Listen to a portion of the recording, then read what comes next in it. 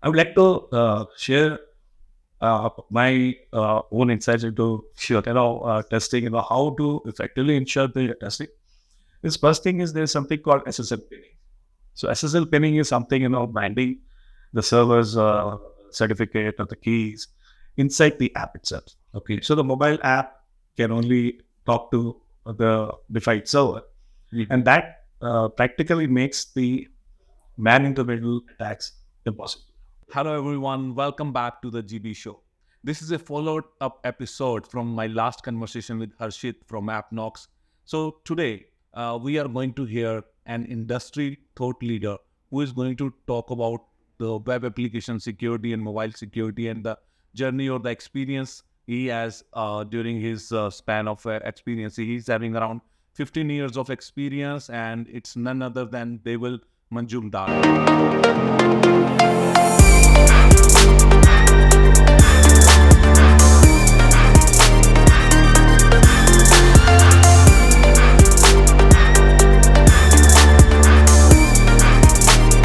Hey, hi, Deval. Welcome to the GB Show. Thanks, Gaurav. As we have just heard Harshit, talking about a lot about application security. So you being in industry from 37 years and being a thought leader in cybersecurity industry, I would like to know from you that why you think application security is important and vis-a-vis why mobile application specifically. Well, going back to the basics, if you look at the OSI layers, the seventh layer, the outermost layer is the application layer. And that's the layer actually that interfaces with humans and the other applications. And that's why we need to ensure, because that's the interface between the core application components and the external world, be it human or applications. Particularly so for the mobile applications, because today, if you see, every human being, you and me, we spend most of the time on using the mobile for various type of applications, from very, very sensitive critical applications like financial applications to very casual applications like it could be social networking, or it could be just games that we downloaded, or the behavior that we might just click on any emails that come with some URL that spontaneously we might end up in some site.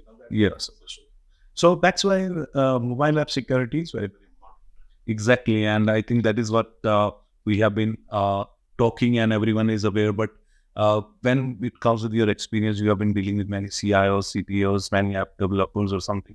Mobile application has a full life cycle of development, and each stage requires security to be considered from the requirement stage itself. And when it comes to the design phase, then there are special considerations, right? So maybe I would like to hear from you. Let's if Gaurav Batra is going to make an application for CyberFrat or CISO, and at design phase, what should I be following as a best practice? So if Gaurav is going to be a designer, I feel that I believe that Gaurav must first understand what is the purpose of that application and what is the industry in which it is going to be used. Is it for fun application? Is it for some regulatory requirements? Or is it some financial, does it involve some financial transactions? Now, having said that, it's important that if you know which industry that applications could be used in, you understand what are the regulatory requirements, what are the legal requirements, particularly so with the DPDP Act. We need to consider privacy. Now, incidentally, I was just going through the recent mobile OWASP mobile top 10, and they have included inadequate privacy considerations. So the part of the as well as the 10 controls M6. Okay, right. So that's the importance that that is got now. So if your app is going to actually use PII or personally identified information or any other sensitive information that falls into that category, then you must consider the privacy angle. Now that's why it's very important in the design stage itself. How would you approach with your design? Where all you'll enable encryption, where all you will include obfuscation, and then follow certain standards like what is the benchmark that we are going to follow. Like for example, CIS benchmark, of course, OWASP is a de facto standard.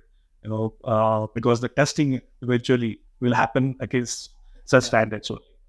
And other important consideration that, based on my experience, would be decide what is the minimum version of the platform, be it Android or iOS. What is the minimum version of the platform that your app would install on? Okay, I'm not about running. Running is later, but first of all, it should prevent installation of that app on the versions of, let's say, Android 6. It should not allow it to install, because that's when the security updates have been discontinued, and that makes the platform itself vulnerable. There are no updates on the device, and then you're new.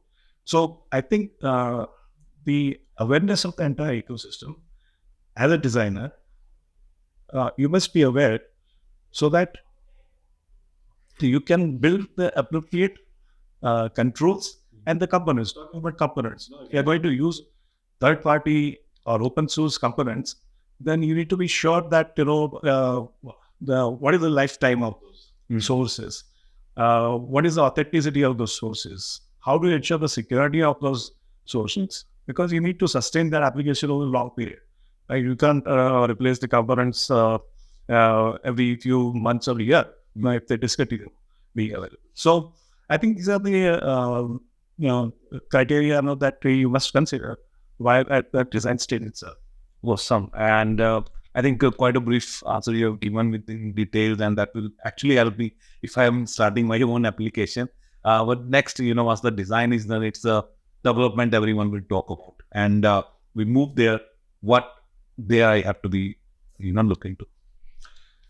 Well, the most important part is done by the designers. If you've designed the components and the architecture well, you have designed the principles of the application, working principles of the application well, then for the developers, it is the job of coding. Now, when you talk about coding, security, yes, certainly important, because if you don't practice secure coding practices, that's going to cost you later. When you test the code and then find vulnerabilities, you need to recode, make corrections, retest. That cycle could be iterative. So that's why I think to begin with, if you're going to design the application, your developers should be first trained on secure coding practices relevant to those industries and standards.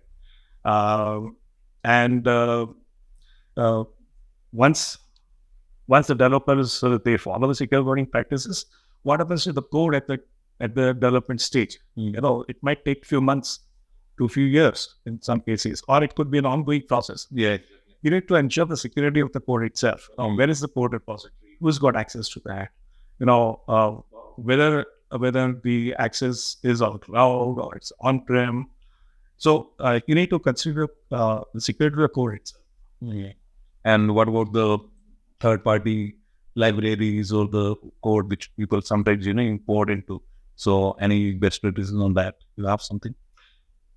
Yes. So just like in design phase, we considered one of the third-party components that we are going to use, what libraries we are going to use. At the time of development, how do you integrate that safely into your own code? So I think that's verification is very important, and once that is done, we have to go to the stage the testing gonna happen, right? So what do you think because you have been managing the cybersecurity teams and you have been those who are doing application security. So what are the core principles and end-to-end thorough testing which we need to do, and what the process will like to follow? So as far as the testing goes, I think they are pretty much standard processes for application security testing. We call it penetration testing, AppSec. There are different types of white box, gray box, black box, or we call it the static application testing, or dynamic. And there are important elements of the APIs also, because every mobile app also will have multiple APIs connecting to various components inside and outside the environment. So, but I will not talk about the standard practices that every tester follows. They use standard tools like Burpsuit, or they follow certain standards like OWASP, and in some cases MITRE also.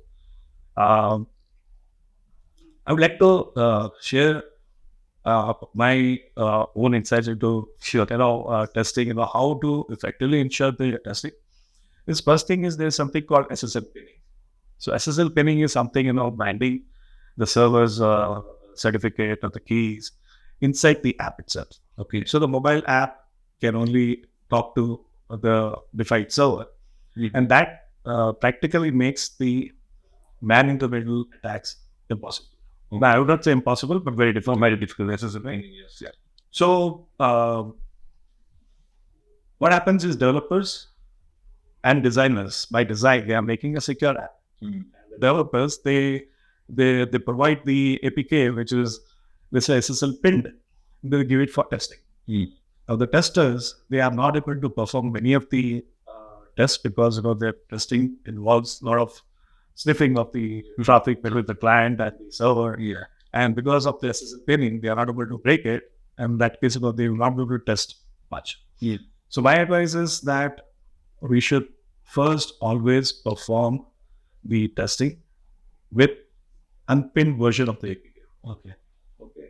So that allows the tester to actually see what's happening inside the APK and the app and the server, between the app and the server. Yeah. And whether they were to exploit it. So drawing an analogy, I would say that SSL pinning is like having a lock on your main door. Whereas inside the app is your house or home, and you have several rooms with very, very precious things, and you have safe locker, and you have certain cash and all that. Now, when you leave the house, do you ensure that every room and every precious item is safely placed in their own rooms, and then put the lock on the main door, or simply rely on the main door lock and live in a comfort that my house is safe? Yeah. Now, SSL pinning is like that. So once we put the SSL pinning, the visibility is lost to the tester, unless they are able to bypass the SSL pinning, and there are ways to bypass SSL pinning. And that's what I mean to say as part of the analogy is putting a lock or a big lock or 7 locks on the main door is not going to make it completely secure. Somebody might still break into that in your house, and they might still be able to find your other precious items open and easily accessible. Right. Yeah. So we need to make it's a simple concept of layer security. I'm not telling them something new, but when it comes to the specific test you go in app, that's my experience. That we must first test it with SSL pinning disabled, like unpinned version of the app, and then test it along with the SSL pinning enabled also. That the pinning, the way it is done, is not easy to bypass. Fair enough. Right. There is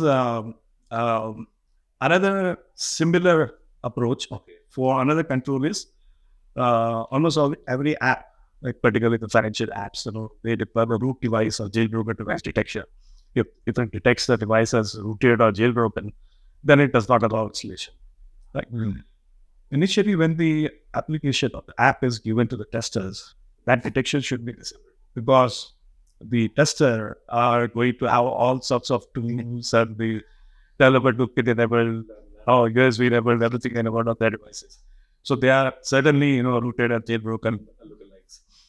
So they must be first allowed to run the app on their devices and understand what will get you wrong, because ultimately the app has to be secure by design.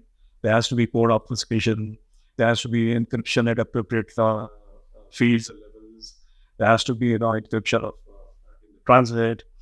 So let them test with the root detection disabled. And then, as in the first example, they can, once they have done the testing and identified issues and problems with this, then they can enable the root device detection and see whether the root device detection itself can be bypassed or not. So that's the second level. Wow. Yes. Yeah.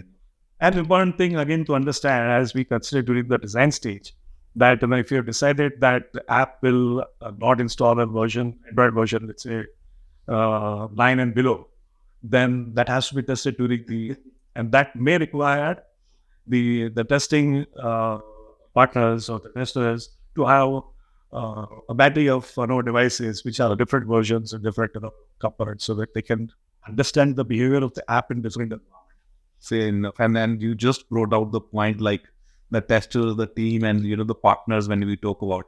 So because for most of the organization, for this kind of testing requires or rely on the expert vendors, So while choosing a partner or a vendor, what do you look out for in that third party vendors or app testers?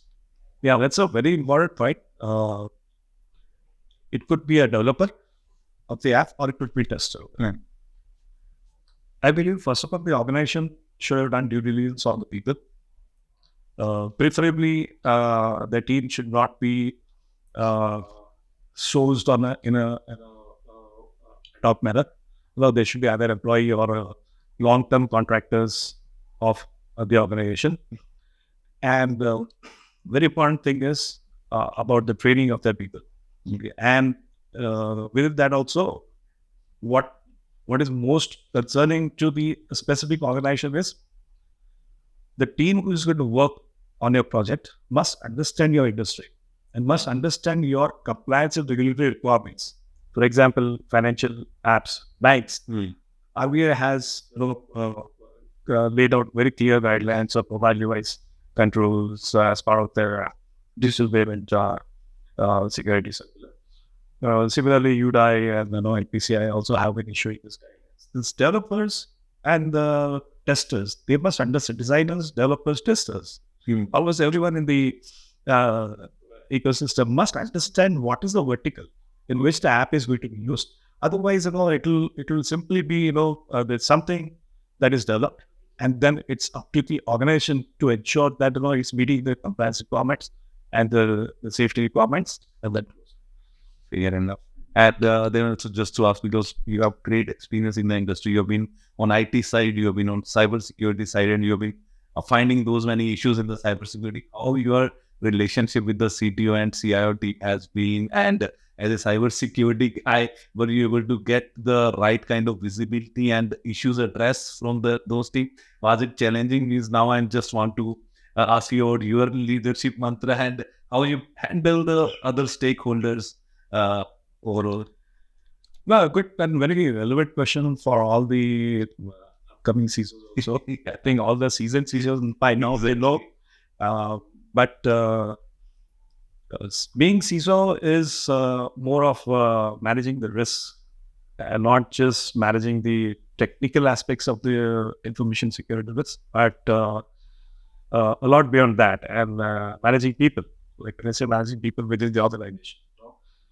You need to convey the risks appropriately at appropriate levels, and there are times when you need to take a call depending on the risk, whether to allow certain risks to prevail or not.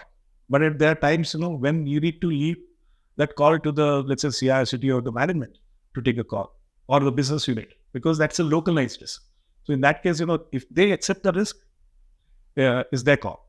But the job to highlight the risk is the CISOs. So CISOs should not fail in identifying the risk and properly communicating the risk to the right authority. With a risk perception, yes, you go ahead. But if there is an organization level risk, then CISO must put their foot down and say no. Fair enough. And my last question for CISO respect, when CISO has many responsibilities. If I say application security, how you will rate 1 out of 10, like where it stands on the priority list? Well, see, if you look at the application, it is one piece in the entire IT stack.